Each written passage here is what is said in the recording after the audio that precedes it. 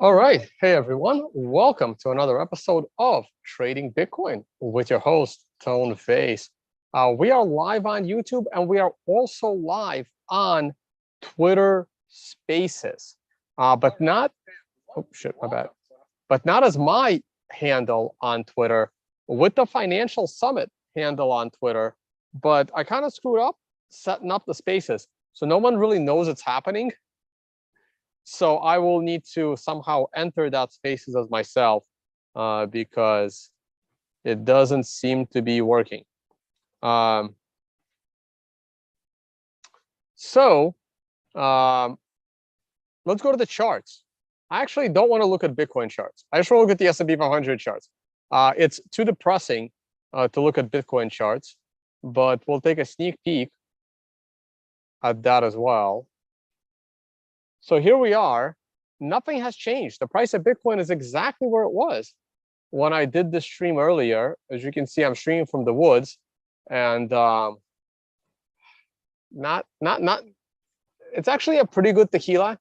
It is a silver tequila, and this is what we're drinking tonight. Summer is a great time because it gets late and sun's still out. So cheers. It's actually pretty good. It's the cucumber jalapeno 21 seed tequila, which is a decent quality tequila. Okay, now we're gonna go to the charts, but we're gonna focus on the S&P 500. I'm not even sure why I set up the spaces, but hey, it's better than nothing. We can chat in spaces. So I'm not sure how many people are in that space. Probably no one yet, but jump in there. So for a little after discussion, oh wait, what happened to my camera? There we go.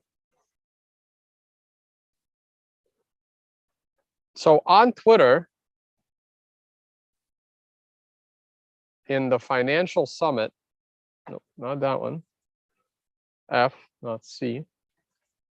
Financial. There it is. So if you jump on a Financial Summit handle, this is live in Spaces, and that's where I'll be chatting and doing a Q&A. If you want to ask a question, do it right there. Do it in Spaces. Trying to get a few more followers for the Financial Summit event.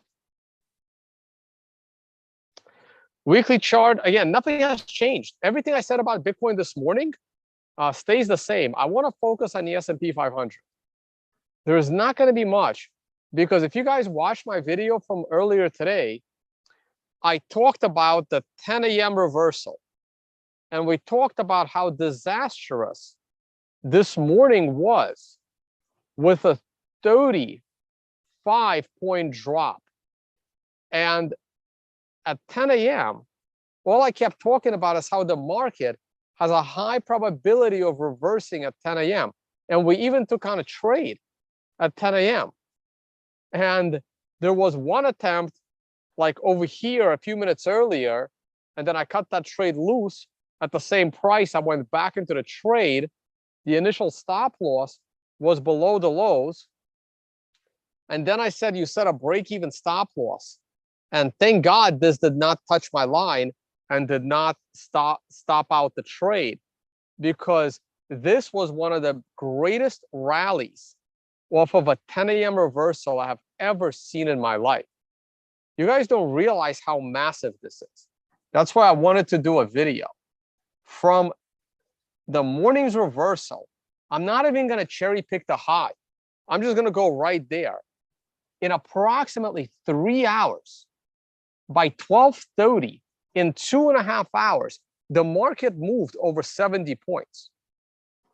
That is completely insane. That is completely insane. And it wasn't really pulling back much. It just went straight up. If you bought, I used to trade a minimum of 2 futures contracts. That's a minimum. That is a $7,000 day. And that's just 2 contracts, because S&P futures are so leveraged. I used to pray for a 10-point move. I've never had a 70-point move off the 10 a.m. reversal. And I traded it for a year. Traded this strategy for an entire year back in like 2013, 14, around that time. 15 even. When I first started doing these videos, this is what I was doing, okay? And then I just got too busy with events and conferences and the YouTube channel. But this 10 a.m. reversal was absolutely incredible. Absolutely incredible. All right, I'm looking at your live chat. I really want people to join me in my spaces to ask questions, but everyone seems to be on YouTube. So any questions on YouTube? There's really not much else for me to say. In the chess tournament, Rajabov had a draw with Duda. Duda has been one of the weaker players in this tournament. Ding, who started off by losing the very first game and then had draws all throughout. Ding is coming in as the second strongest player in this tournament by ranking. He's number 2 in the world. And he just won his last 3 games. So suddenly, he is right there with the leader who won again. So Ding should be in second place now. So if he wins another game and Nepo draws, it could be a really tight finish at the end. It'll be very interesting, right? One more time, guys, I am live on Twitter Spaces as the Financial Summit Twitter handle. You can hear this on there as well. And then I'm going to try to join that with my handle. And hopefully we'll get some people in there for a Q&A. Would I have actually held the entire 70 points? With some of the position, yes. Not the entire position. No. That's a good question. Would I have held the entire 70? Not with the entire thing. With probably half my position, yes. With half my position, maybe not the entire 70. I would have held it to here. That's for sure. Why does that still say 70? Oh, because this was 90. Holy shit. That wasn't 70, that was 90. So the answer is, would I have held the entire 70? Yes. Would I have held all the way into 90? Probably not. I think this candle would have gotten me out of the trade. Okay. So I would have held 70. I would have missed the 90. This would have broken my trend. Okay. So yeah, I would have given it a few hours with something on a really lenient stop loss, but then this stop loss would have been absolutely hit.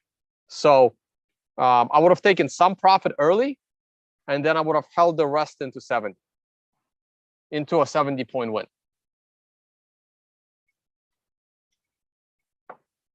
What are my thoughts on Tilray?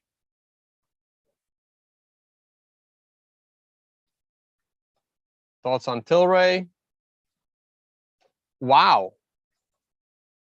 Wow. I don't know. Maybe FTX will buy it for $3 million. I don't know. What a BlockFi disaster. Did you guys see that news? Holy shit. Crazy. Absolutely crazy.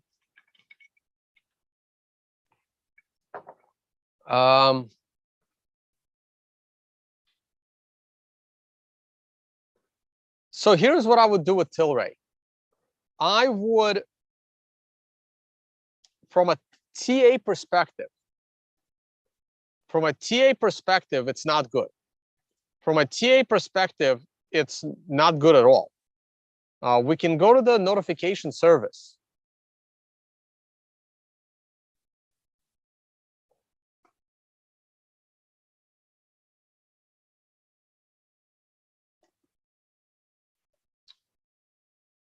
Let me log in.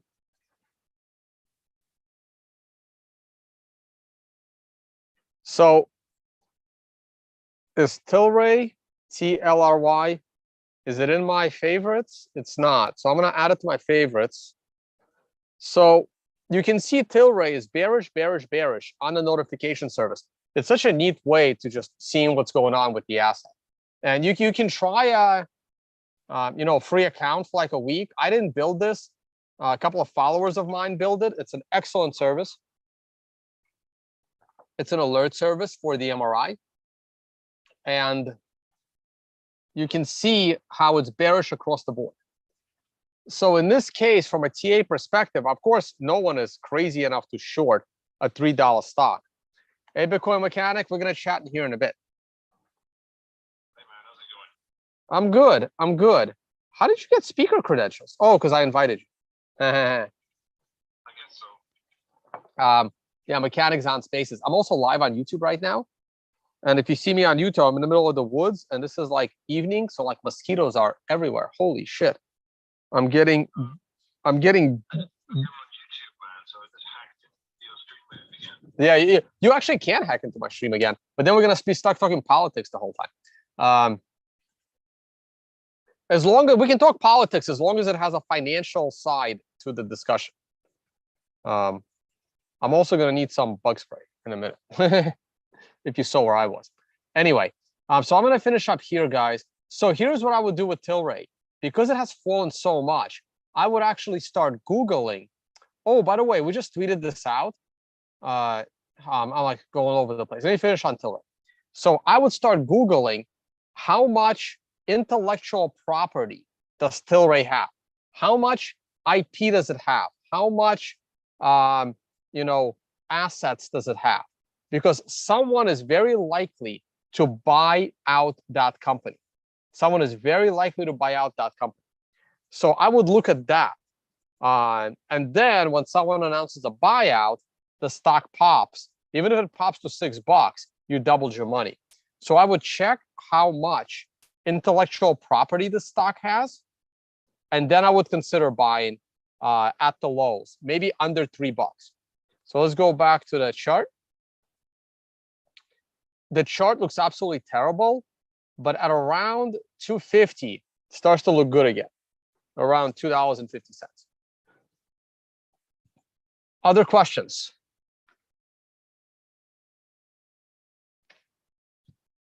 I'm thinking about making a channel to show how to use wallets and exchanges, a user level tutorial. That's great. My favorite channel for that kind of stuff is BTC Sessions. If you can match BTC Sessions, that would be an incredible channel. Please go ahead and do that. The more people do that stuff, the better. Tone, does a bounce to 30,000 seem reasonable to you if we can recapture and break the 22.5 area? Obviously, that's a big if. I'm not sure, actually. That's a very specific question. We would need to, yes, 2250. I would play it safe and say 2,500, 22.5. Not, that's what you said, right? 22.5? Yeah, 22.5. I agree. If we can get above 22.5, then a move to 30K is reasonable, but you're going to have big resistance at 26,000. Yes. Where is Jimmy Song? Somewhere in Texas, I'm sure.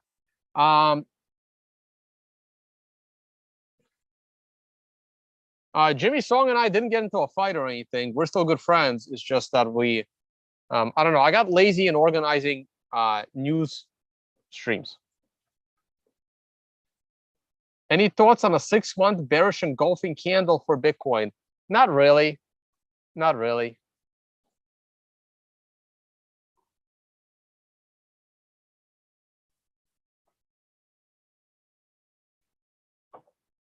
All right.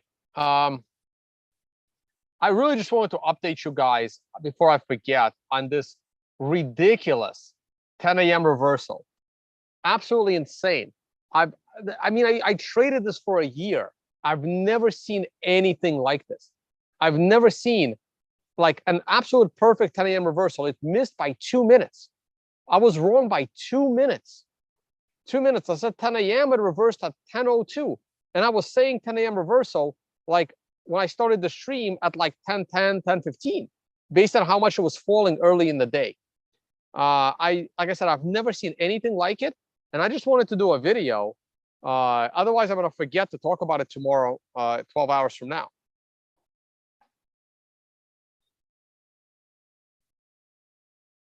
Thoughts on Turkey withdrawing veto for Finland and Sweden joining NATO? Yes. Are we going into politics now? My Spaces is not tone based. My Spaces is a financial summit. My thoughts are that, look, NATO does one of two things to your country. It does one of two things to your country. It either strengthens the survival of your country, or it weakens the survival of your country. In the 1940s, 50s, 60s, 70s, maybe even 80s, joining NATO significantly strengthened the survival of your country. I believe that right now, if you are anywhere near Russia and you are joining NATO, you are not strengthening the survival of your country. You are weakening the survival of your country. So I think Finland and Sweden joining NATO is a colossal mistake, because I think that it weakens the survival of their country. There are infinite number of people that die for being morally right. It doesn't matter if you're dead.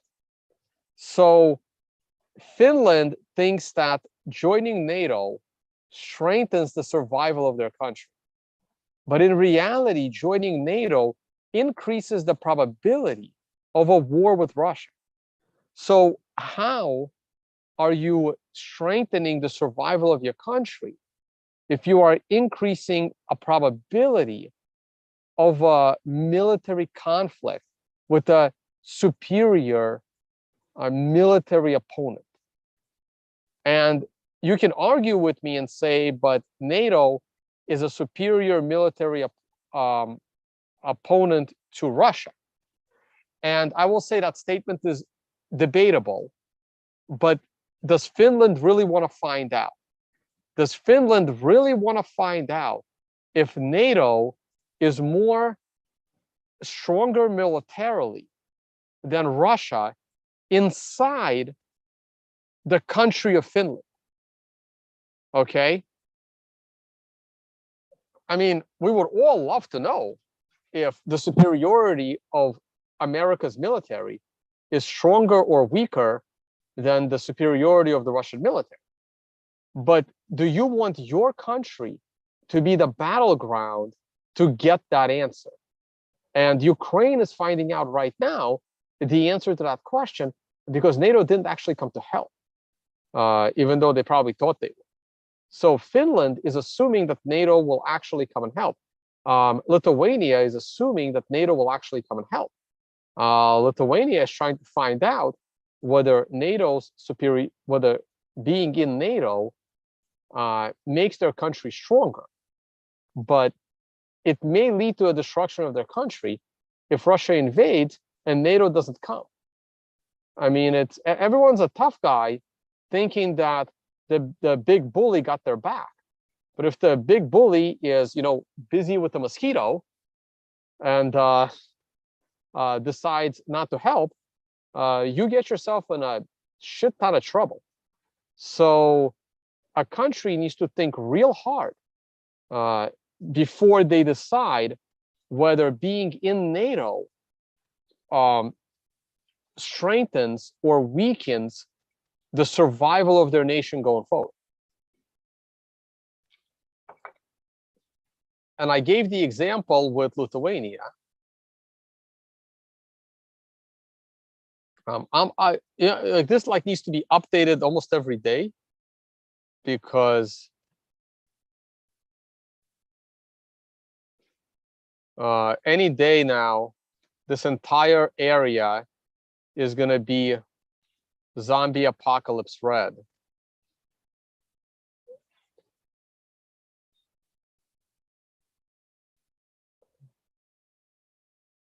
Let me get rid of these things.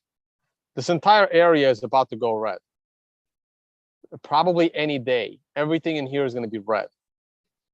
And it takes a lot of military to cover this border, but it will take very little military to cover this border. Oh, wait, that's it. So this is a lot of territory. From here to here is very little territory. From here to here is even less territory. I know the line I drew is bigger, but remember, I removed all of this and all of this. So this is a lot smaller area. Eventually, the goal is to do this. Look how much area needs to be defended. And now look how little area this straight line is. The distance between any 2 points is always a straight line. And this is the eventual goal. The eventual goal is to try to get the straightest line possible so that it's easier to defend with less troops. Ideally, they want a buffer zone. So something like this. Again, very small area to defend, and this region gets a buffer zone. But anyway, back to the whole NATO situation. Oh, how do I stop these now? I don't even know how to stop these now. Okay, there we go. I have to undo this. There we go. Right here. You see, this country, even Germany told Lithuania to stop doing the stupidity that they're doing.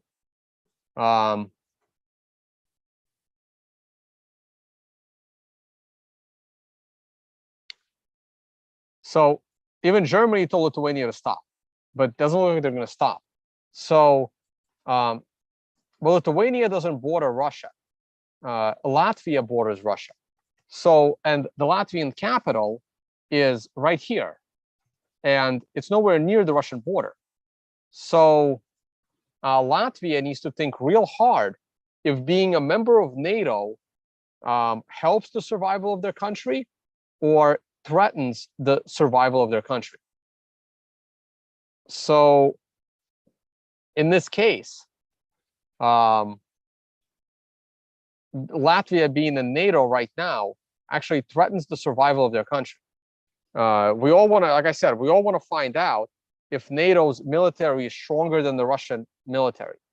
But I don't think Latvia wants the answer to that on their soil.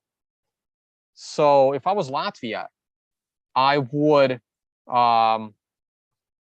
get removed. I would request to leave NATO and then open this corridor.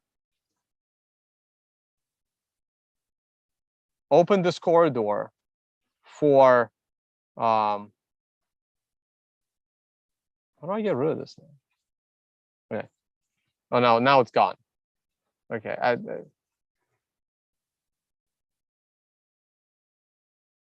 Let's do this then.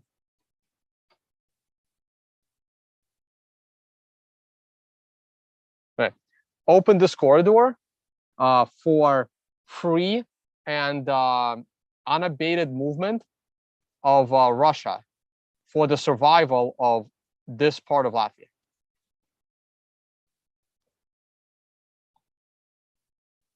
Because if Russia is gonna go at Lithuania, they will have no choice but to go at Estonia, Latvia, and Lithuania at the same time. Because first of all, they can't get to Latvia without going through Lithuania. And if these countries are NATO countries and they go through Latvia by force into Lithuania, then the United States, and now Finland is also in NATO, or gonna be. Now the United States creates puts their military right through here. And that's way too close for Russia to their border. Again, not a military strategist, but if I ran Russia, which I don't, but I'm sure they're smarter than me. They want to wrap up Ukraine real quick. And then if there's a concentration of NATO troops anywhere here, here, and here, there's likely to be a preemptive strike to prevent that, because Russia doesn't want to battle NATO this close to their own border. If Russia is going to battle NATO, they want to battle it in Poland or Romania, probably Poland, because Poland's been mouthy to Russia. So if there is a battleground, ironically speaking, Russia wouldn't want Ukraine to be a battleground, in my opinion, for NATO. That's why they want to wrap up this as soon as possible. Contrary to propaganda, there is a lot of Russians in Ukraine, and Russia does care about the Russians in Ukraine. Russia couldn't give a shit about the Poles. So if there is a military battleground between Russia and NATO, Russia is not going to want it here because it's too close to Moscow. And they're not going to want it anywhere near East Ukraine, because then the people they've set out to protect, whether that's true or false, are going to get hurt. So Russia would want that war to take place in Poland, because no one gives a shit about the Polish people. So that's sort of battleground. So it would be a swift takeover of these three countries. It'll be a lot easier to take over these three countries than Ukraine. Look how much smaller these three countries are combined compared to Ukraine. And Ukraine actually had a massive military. These three countries have none. So it's going to be a joke. The only way it's not going to be a joke is if NATO sets up shop in Estonia, Latvia, and Lithuania, and then this is where World War III begins. But and that's the battleground. But like I said, Russia doesn't want that because it's within striking distance of Moscow. It's a lot harder to hit Moscow from Warsaw than it is there. So I think that if Russia feels threatened enough that they have to go to war with NATO, they would instantly take over these three countries, and the battleground would be Poland. I don't know what they would do about Finland. Hopefully, in the winter. I mean, they may go after Helsinki. I don't know. Moscow may be willing to. I mean, it's war, right? Like, Moscow is the important area, and if there's nothing they can do, and St. Petersburg, gets nuked by or, well, if that happens, then probably nukes fly to the US. But if St. Petersburg is destroyed, Russia's second biggest city, then there's not much they can do, right, because of Finland now. And I don't think they have the military strength to attack these three countries, the Baltics and Balkans, are those like crazy, the Baltics, and Finland at the same time. I think that's too much, especially if they're still stuck in Ukraine. If Ukraine is over, then they might have a chance to go after all four, but I doubt it. I think they're just going to let Finland go and see what happens there.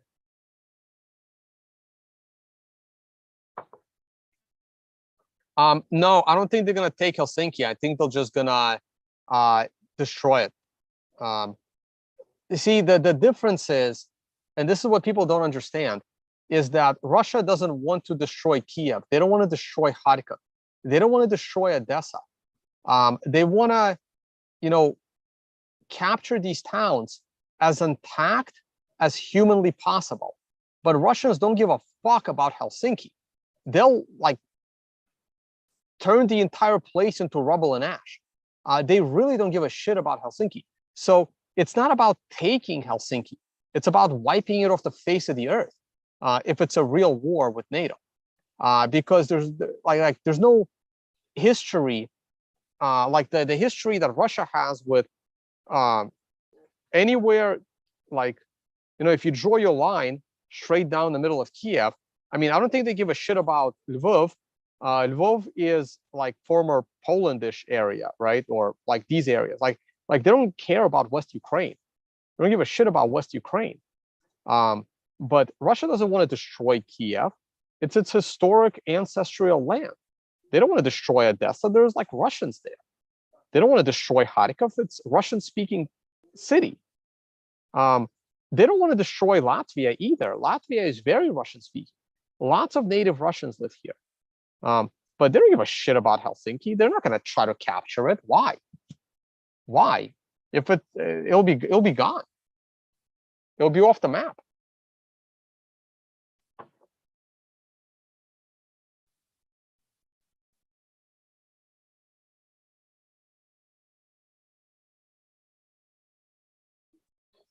Finland is a great country and great people. Yeah, I mean, graveyards are filled with amazing people. Like that being great people is not what's gonna save your life. Not in this case.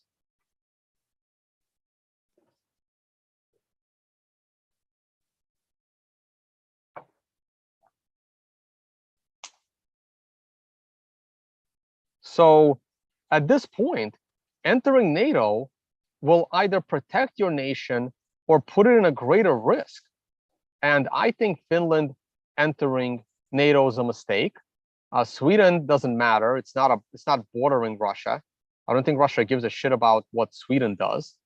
But these countries, if any leaders from these countries happen to listen to my channel, it's too late for Lithuania. They're on all kinds of crazy.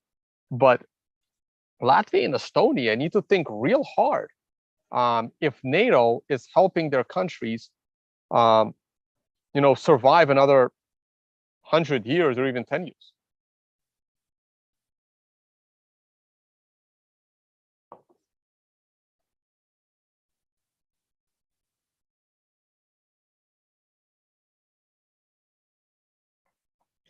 All right.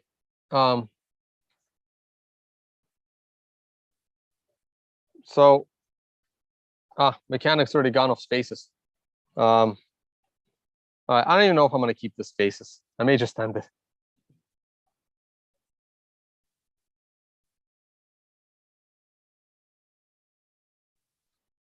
But yeah, like my grandma is buried in Riga, Latvia. I used to spend my summers in Latvia. I think the country is awesome.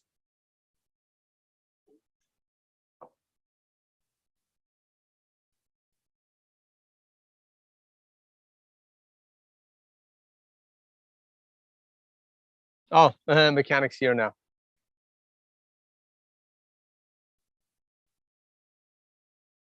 All right. Any like finance questions and not geopolitical questions? DXY. Yeah. Let's look at DXY real quick.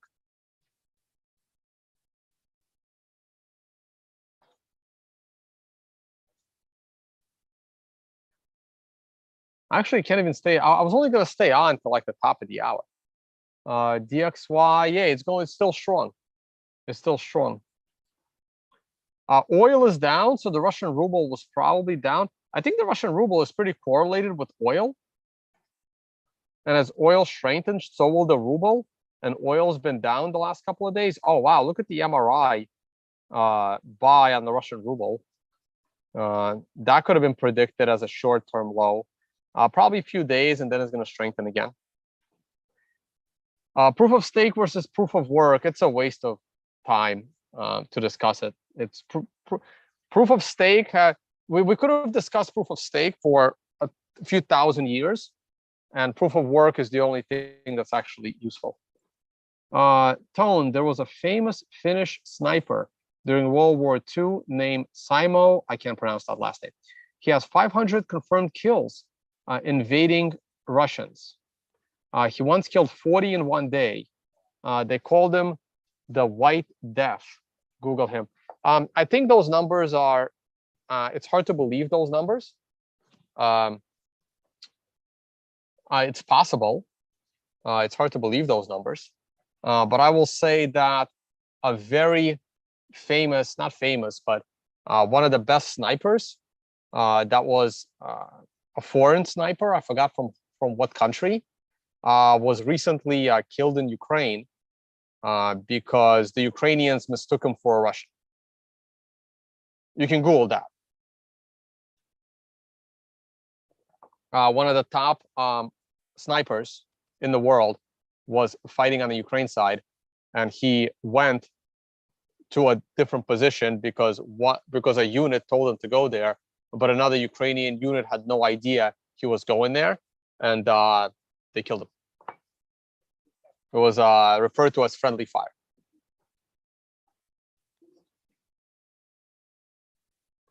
So yeah, so if the coordination of the Finnish snipers is as good as the coordination in Ukraine with their snipers, he ain't getting no 40 kills.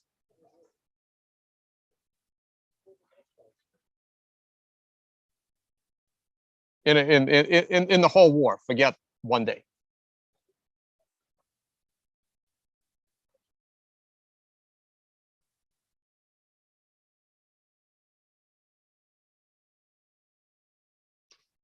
BITI. I don't know where you sent me that ticker, sir, but I'll look at it real quick and then we're gonna call it a day. Oh, I was gonna talk about that chart. Let's go to BITI.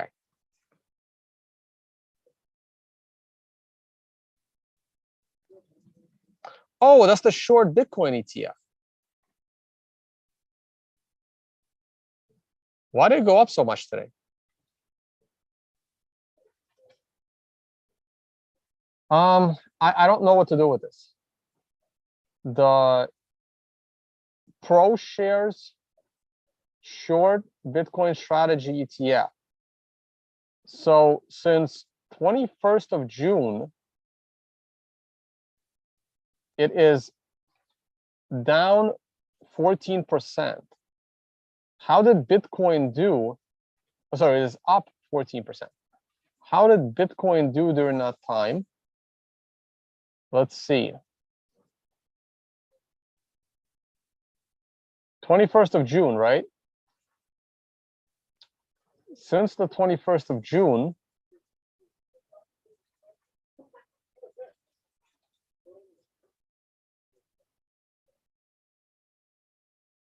oh yeah, today was a bad day. No one, yeah, it did go up for a reason.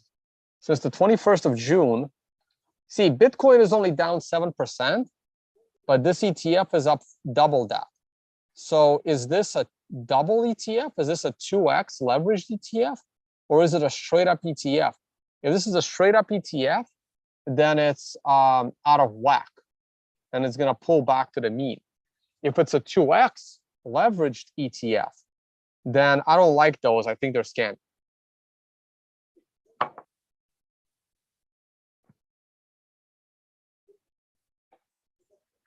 By the way, going back to this, if I lived anywhere in the Baltics, I would get the F out of there immediately. I would get the hell out of there. Like, I would feel way safer in Moscow than I would in these countries. Because I highly doubt there's going to be a war here. Because as Game of Thrones says, winter is coming. And ain't no one invading Russia in winter.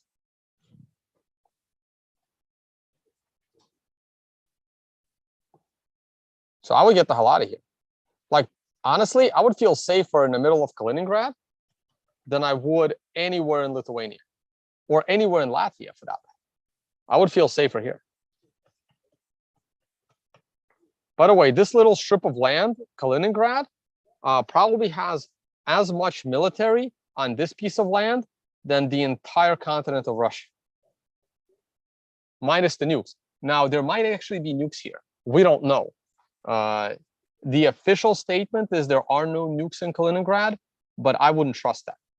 I would assume there are plenty, armed, pointed, aimed, and ready to go.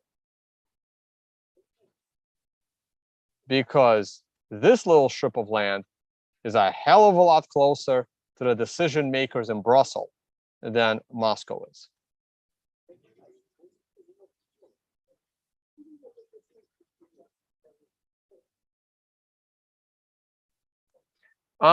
What do I think of Grayscale suing the SEC? I really don't. I don't know what to think about that. Thoughts on Circle New euro-based stablecoin. Again, who cares? Guys, the only thing that matters is Bitcoin and the unconfiscatability of Bitcoin. Oh man, I'm still running spaces. I don't even know why. Should probably shut that down. If you go to my Twitter profile, I am on my Twitter profile. So if I go to my account,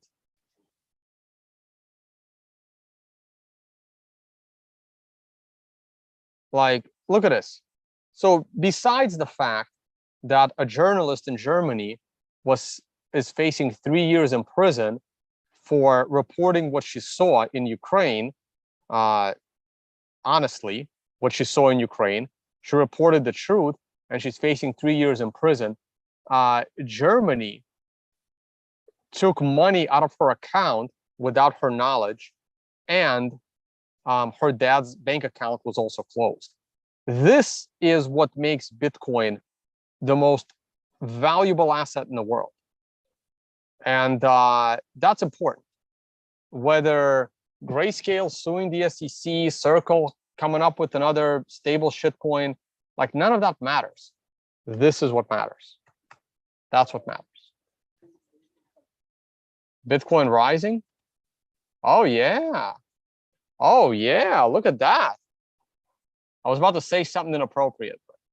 But we're also a family channel.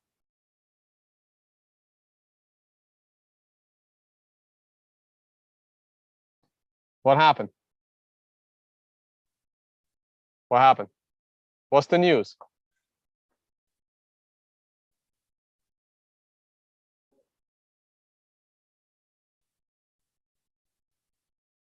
I mean, it's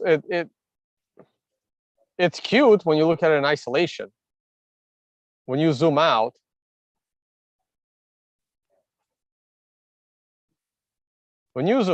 it still has to get to 20, 21, 22K.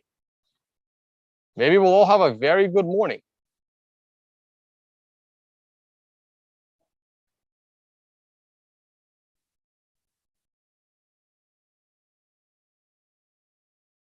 Tone, what software do you use for taxes?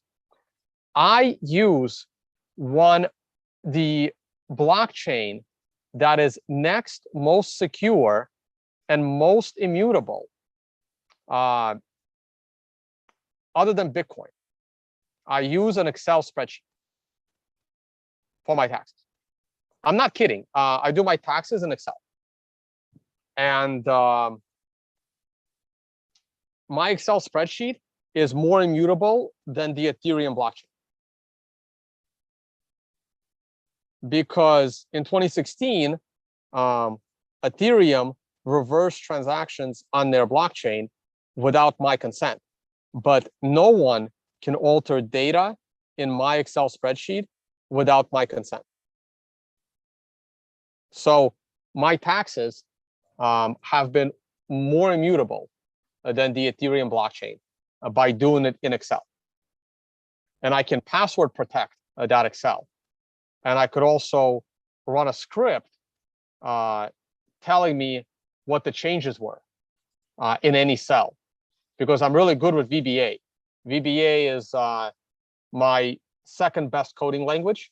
I was a C++ guy, and then VBA coding.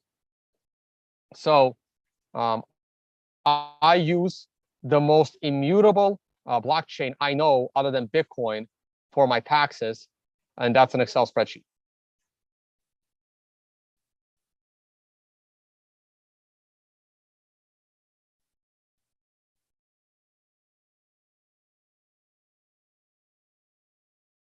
Wow, that's awesome. All right, this has been a total fail to try and do spaces without my actual username in spaces. So I'm probably gonna go ahead and end this.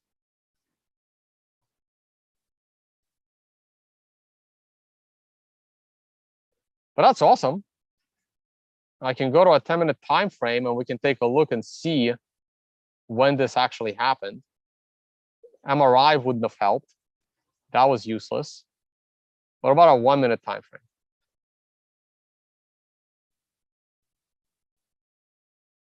This doesn't even look real. Well, on a 1 minute time frame. Should I claim credit for this rally?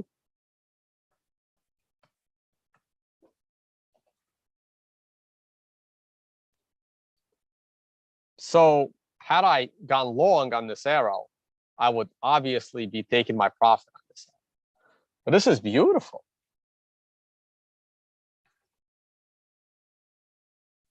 We may not have to work in McDonald's. Still, the word might's the important one.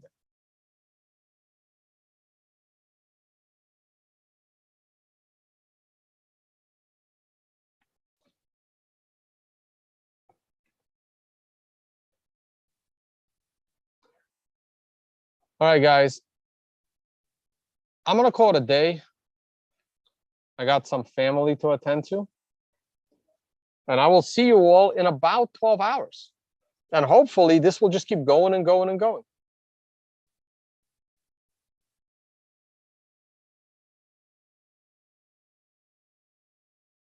Bye, guys. Thank you all for watching. Enjoy the view. Next time I'll do it by the fire. And I will see you all tomorrow.